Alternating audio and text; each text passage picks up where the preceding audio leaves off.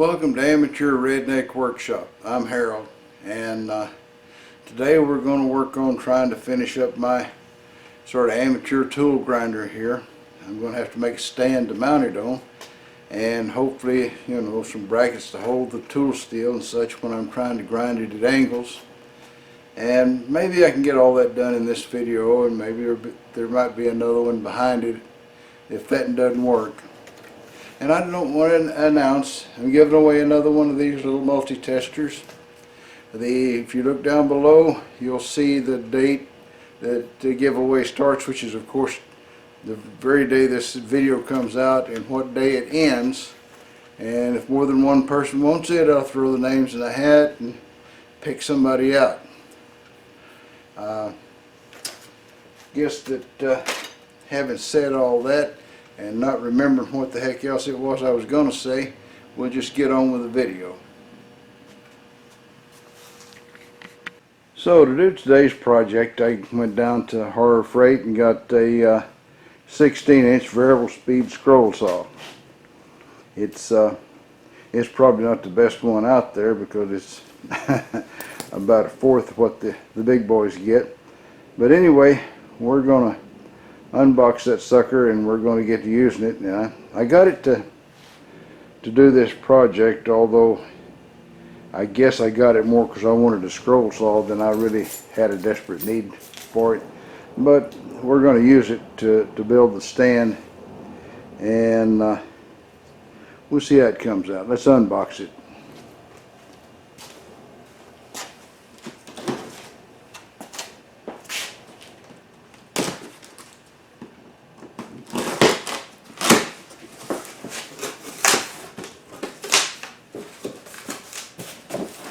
Instruction manual.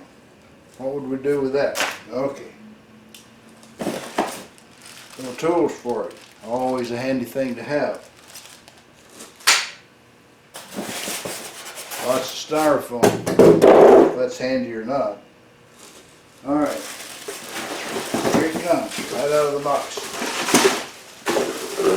And of course it's got the plastic bag over it. And we'll set it up here and move the camera.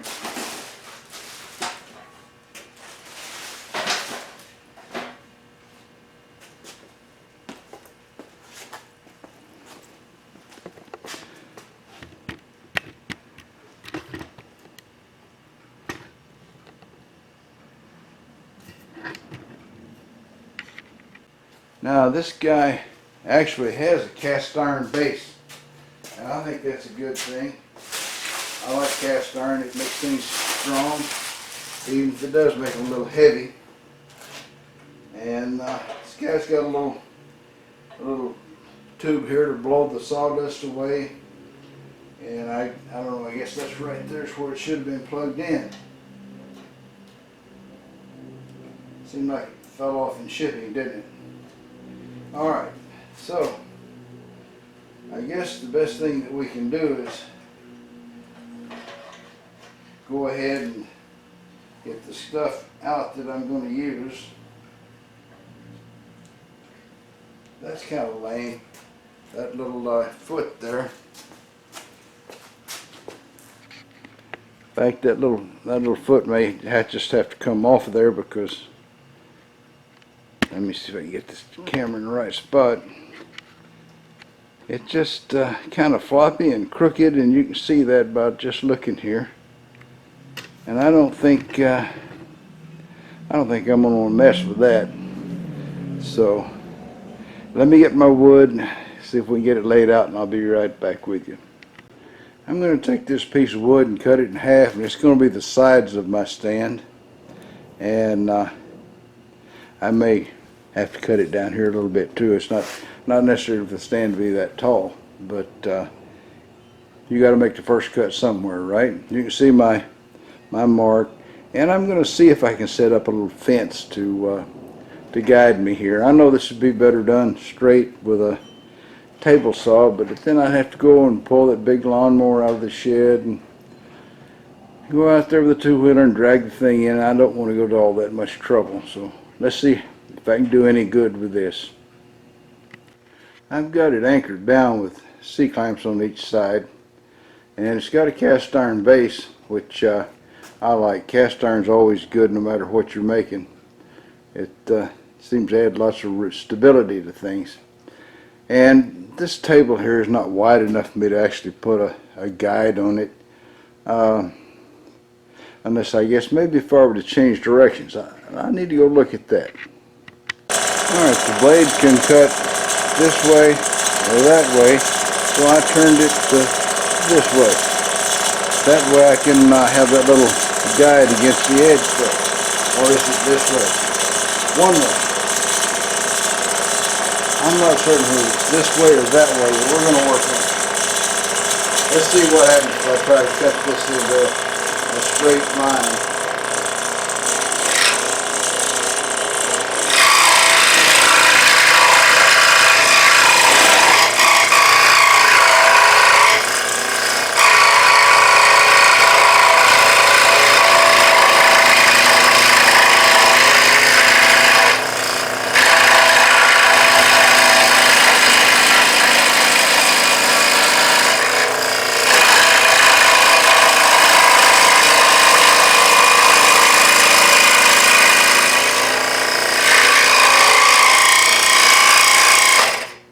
Now it'll take some imagination to think that's a straight line, which it obviously is not. This thing here, I don't know if that's ever going to be useful or not, but it doesn't blow much. I've already got a mild wave in there, so it's not going to make straight cuts, that's for sure. It wasn't, of course, it wasn't designed for that. It was designed to cut around things, and besides, I'm not a skilled woodworker anyway. Let's keep on. Here we are. Let's look at the damage here. I think that you're probably going to see that that's not really straight, is it? But it's almost straight. Well, that was the wrong edge. Yeah, it's not even almost straight. You can see the sunlight through that little booger. I know you can. And Pierre, what in the world did you let me do it like this for? Obviously I got to go out and drag out the stupid table saw. I don't know. It all seemed like it was going to work at first. Like the guy told me, it seemed like a good idea at the time. Alright, so I'm going to take a lesson from Tom Lipton and add a little decorative part to this by cutting this little outfit here, and I'll cut on the ends. I'll probably do the same thing, and I'm just going to cut them both at the same time so they'll both be equal. That seems reasonable. I went out and squared them off on the table saw. You didn't need to see that. And so let's get on with it. I turned the blade around, I forgot to retension it. Sorry about that.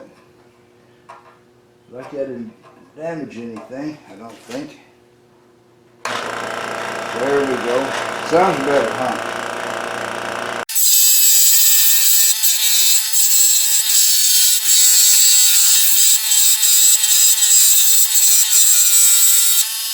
The legs on the end there. I'm going to try and smooth off this little spot here.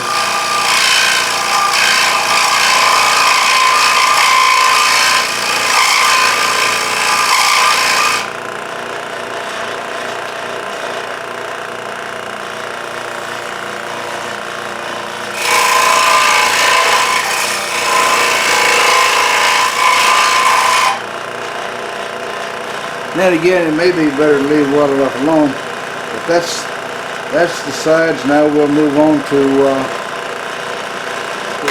I can never find the off switch. We'll move on to doing the ends. I'll return. Okay, while I'm trying to come up with decoration like Tom Lipton, I'm going to try to make it as good as Randy Richard would make it look, because Randy Richard always makes everything look good.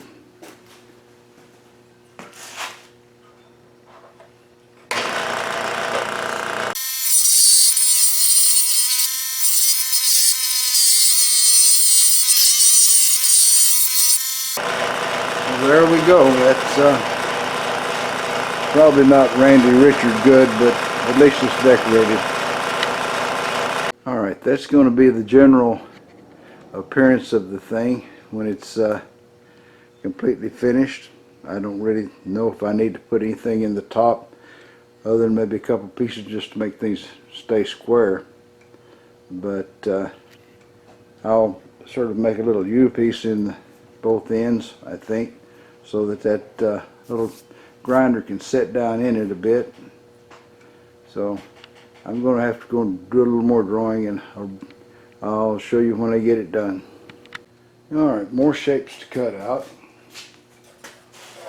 I guess I'll learn to do it right eventually. Time I'm got to get through, maybe.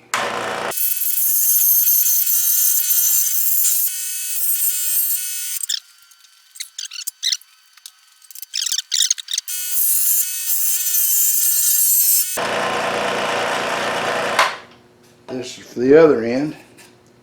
I think that'll make them set level. Alright, well, I don't know if I'm doing it just right or just wrong, but I'm going to try to glue this thing up to fit. And I don't know what I did with the other piece there.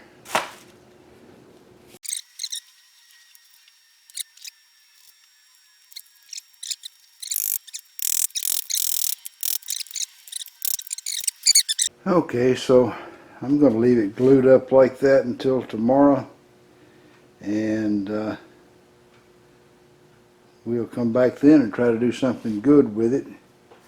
I've got a couple rolls of Ethernet cable that I need to run anyway, so I guess I need to take a break from this and do the other job.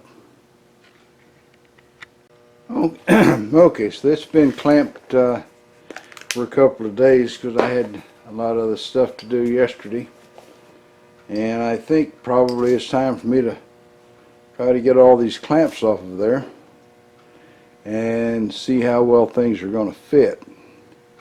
So take a little rest and I'll be right there.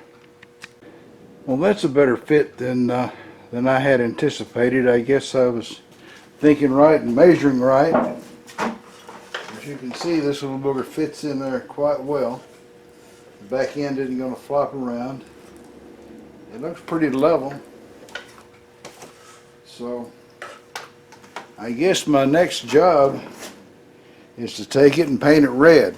Now, a viewer of mine sent me this tree of parts. It's to make a tanker truck, you know, the tank trailer that you see on semi trucks.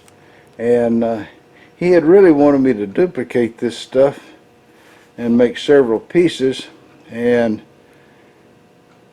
I've looked it over, and I thought at first maybe I could, you know, cast something in aluminum, but it's way too thin to cast in aluminum. I'd never be able to get a mold work like that. And I think the only answer is that somebody would have to go and put all that into a CAD program and cut it out of some aluminum using a CNC machine. So I guess I'm going to have to send it back to him and beg out of trying the job, because it's too complex for manual machines. There's an awful lot of different sizes and parts and things sticking out and protuberances, and pretty complicated there for manual milling machine to do. Of course, some of the guys that watch my channel, I think they've got CNC machines, and they might be interested in doing this. I guess you could let me know if you're interested, and I'll pass the word on to the man. But that's what it's going to take if you want to duplicate that. I hate it, but it's just not going to work out for me. You ever find something on the floor and you don't know where it came from? I don't know where this came from. That's going to worry me for days. I don't know what I'd do without this machine right here. It saves hours of back and forth with a hacksaw. And of course, practically every project has something that's got to be cut. on the bandsaw. This is going to be my bracket to hold the little shelf that'll move your tools back and forth at an angle. I looked around for the simplest and easiest way to make something that would do that job, and that's what I found.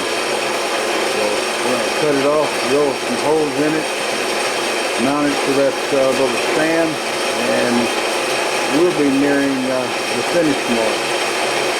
Well, there's the support, the little stand. It's painted red, and it's ready to go. So next piece, I'm going to take this little booger here and cut out so that it can be a support for the piece up front here that's going to hold the little shelf for the grinding your tools on. So of course it's back to the bandsaw. I've bid on a drill press like that, very similar. It's just probably 20 years newer, at an auction, and I don't really need it. I'm not sure what I'll do with it if I get it, but if I could get it at a really cheap price, well, it'd be a shame not to bid on the darn thing. So we'll see what happens. I'm going to get a file and do a Tom Lipton on that piece there, just because the little edges didn't line up exactly with the side. I don't like filing, but if it didn't kill Tom Lipton, it won't kill me. Well, I did get this started on the bench grinder. I mean, back off. I did get this started with a file, and then I said to myself, Harold, you're no Tom Lipton. And after all, I've met Tom Lipton at the Bar Z thing, and nevertheless, I went and did the most of it on the bench grinder. The heck with all that file stuff. Just not made of the same stern material as Tom Lipton. It's kind of chilly and raining in Houston right now. Of course, chilly for here is in the 60s Fahrenheit, which for you folks up north is probably a beautiful spring day. I imagine especially for Pierre. But for here, for us Houston boys, that seems cold.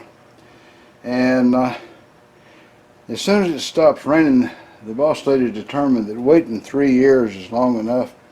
It's time for me to go ahead and finish the last bedroom, get the carpet out of it, and get a laminate floor down, because we determined that carpets are just too dusty and dirty for us. So I guess there'll probably be a little break in between videos here, because I'm sure that old and slow as I am, it'll take me a whole week, which means there won't be any video that week. So just warn you, this may be the last one for this week.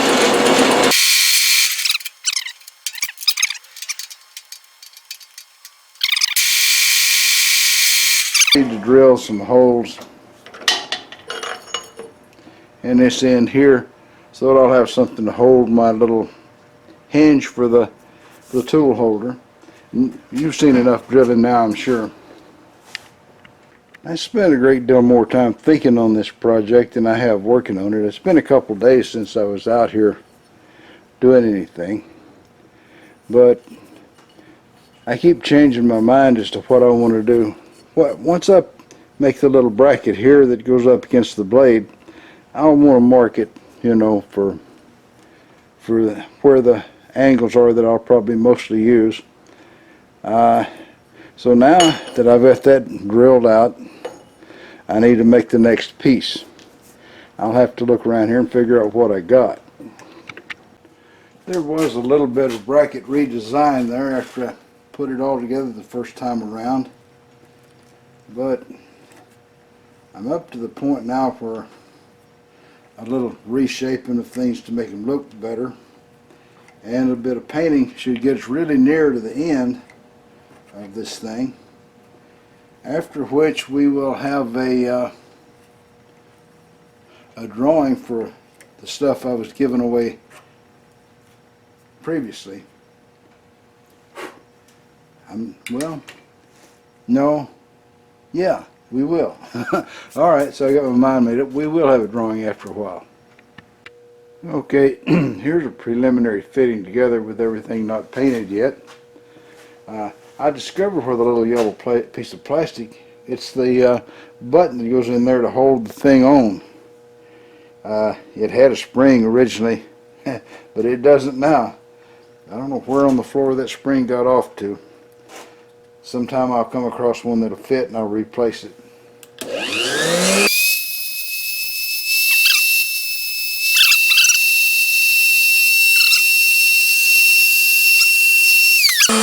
For now, until I get a spring located to go in there, that's the way that's going to work. But you can see that it makes a nice slick cut, and it should make a really good edge just as soon as I finish setting this thing up at the right angle.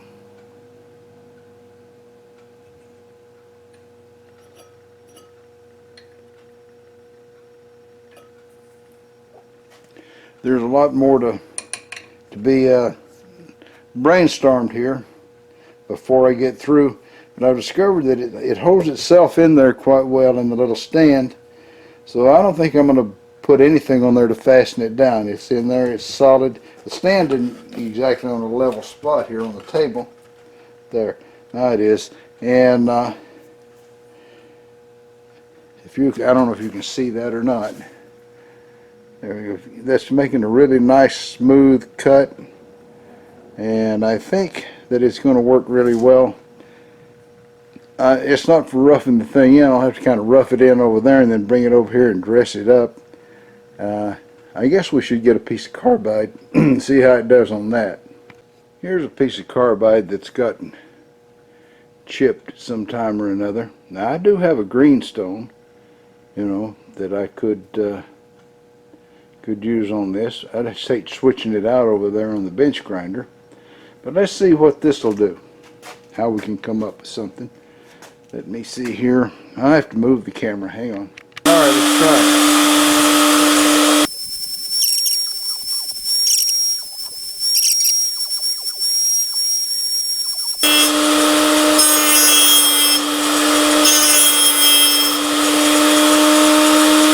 It's closing in on it. I'll be back. Maybe stand here watching this. Okay, so this thing was, the point here was severely damaged. Had a big chip out there, and you can see the chip went right on down and knocked out sort of an angle going back towards the steel that holds everything together. But I've got it now where it's a sharp point with a little bevel on the edge there, and it does a good job, this little grinder does. So I think that, considering it'll do carbide and it'll do high-speed steel and whatever, that I think I'm going to like it. I've still got to paint that bracket and a couple other little things like that, but I've discovered I don't like the paint on here. It sort of sticks to the tool, so I may just skin all that paint off of there. Probably I will. And as you can see, there was a use for another one of my high dollar knobs. I don't know if you can see that or not. Let's move all this wire. One of my high dollar knobs holding everything together. And darn it, yeah, all the little symbols in that screen make me not know whether I'm seeing things. Alright, and like I said, I found out where that little yellow piece of plastic belongs, right there. And I've lost the spring, but we'll find it. So I don't know if I need to include the painting of that stuff in the rest of this video, because what the heck, I'll come back and this little bracket here will be red. I don't think it's really pertinent to the video. So what we'll do next is we'll draw names to see who gets the little 22 long rifle magazine, and then we'll be pretty well caught up, and we'll see what Bubba's got to say, or Oldie or somebody. That's for a project yet to come. In fact, I've got stuff all over the garage for projects yet to come. So you'll just have to stay tuned every week. Okay, so now it's time to draw the names to see who gets the little 22 long rifle magazine. And had 5 people that wanted it. And so I've got their names on little strips of paper here. Dropped one.